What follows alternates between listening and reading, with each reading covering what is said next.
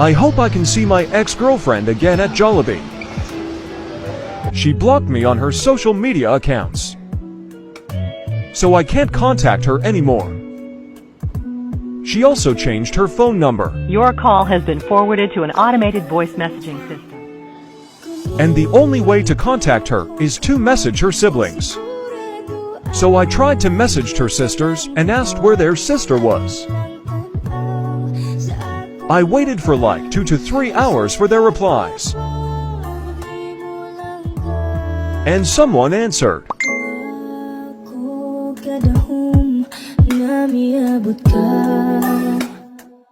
Hi Annie, good afternoon. Pasensya sa istorbo ah. Nandyan ba si Yasin ngayon? Hello Shael. Sorry, late reply. Umalis yun eh. Mag-meet daw sila ng mga classmates niya before. Bakit ba? Ah, talaga ba? Saan kaya siya pumunta ngayon? May idea ka? Alam ko na yan. Pero seryoso Shael. Narinig ko siya kanina nung papaalam siya kay mama. Malalit daw siya sa pag-uwi dahil pupunta pa siya ng simbahan kasi hindi siya nakakapagsimba kahapon. Sabihan ko, nag-chat ka? Ah, talaga ba? Salamat ah. Hindi, wag na. Kakahiya naman. Baka mabothered pa yun eh. Pero salamat Yani ah. Kumusta na kayo? Okay na okay lang Shael. Chat ko siya ah. Tatanungin ko kung what time siya pupunta ng simbahan para magkita kami. Tapos chat agad kita. Pero hindi talaga ako pupunta. Ikaw yung pupunta. Nakita ko yung video nyo. Go! Win her back. This is exciting. I was immediately given a challenge. We don't have electricity because a pole outside our house is being repaired. I only took 1 to 2 minutes to take a bath because it's already 4 o'clock. Ha ha ha. I have to go first to our other house and have something important to do. I should arrive at the church around 4 p.m. I just miss it when we were still together. We usually go to church around 5 p.m., the second to the last mass. That's it. I booked a motorbike going to our other house. Maxim? Maxim ya? I'm really nervous because suddenly it's still warm here in one of our houses. It seems like it's raining in our other house. When I arrived at our other house, I was given another challenge. See, the one in our other house is flooding. Even if the rain is light, it will flood immediately. When it rains on the mountain, it will automatically flood, even if the rain is still light. But you're just a flood. I'm in love. After I was at our house, I first went to my brother's physical store because I had a meeting with a client. My client called because they couldn't go because their car was trapped due to the flood. I immediately got in the Jeep because she might not be in the church anymore.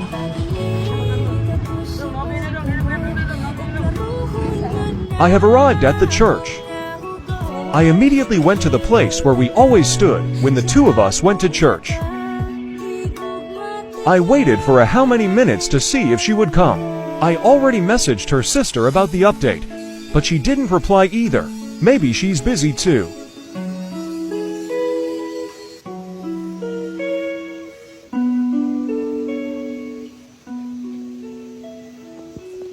Kaya nagsindi na lang ako ng kandila.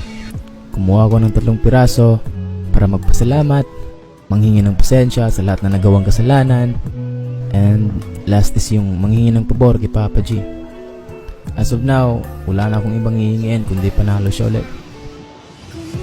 Yun, pumunta ako ng Jollibee. Nagbabaka sakaling makita siya. Pero wala talaga siya dito eh. Siguro hindi pa talaga siya magpapakita sa akin. Try kong pumunta sa itaas kaso no entry. So, wala talaga siya dun kasi no entry eh. So yun nga, nag-order na lang ako ng food ko. Paano ko 2-piece burger steak. Dito sa. So yun, pagkatapos ko mag-order, habang naghihintay ko sa food ko, nag-CR muna ako. So refreshing. So yun nga, fix muna natin self natin. Parang ano ba, parang tanga. Joke lang. After I peed, I never thought something like this would happen. So yun, tapos na ako mag-CR kaya punta muna ako dun sa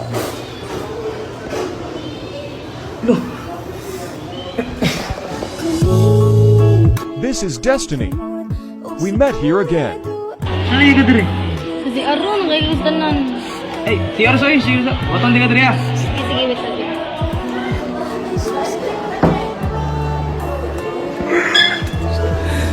So ayun, naghintay ako ng ilang minutes. Alam niyo na girls, parang isang oras paggamit ng CR. Tignan nyo pag lalabas siya.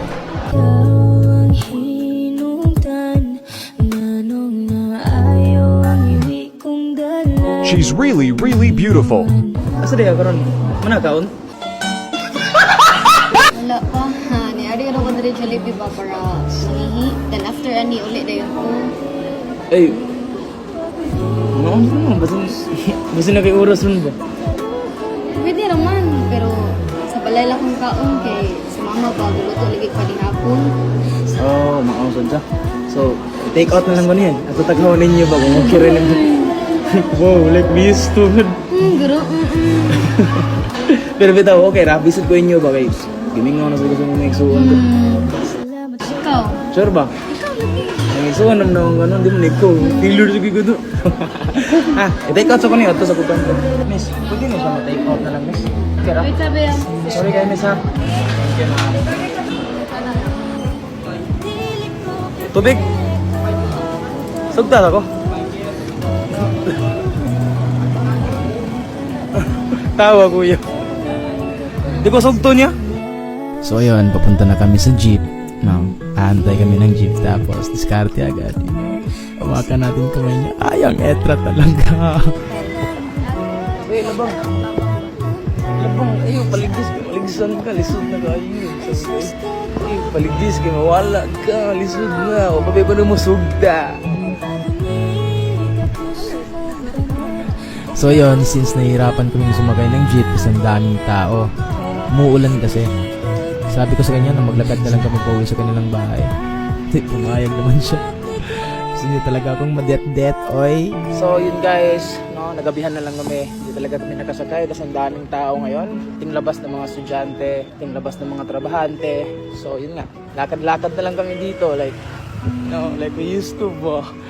Date minsan, ganun. Pero, date naman. Sinsawa ko na date.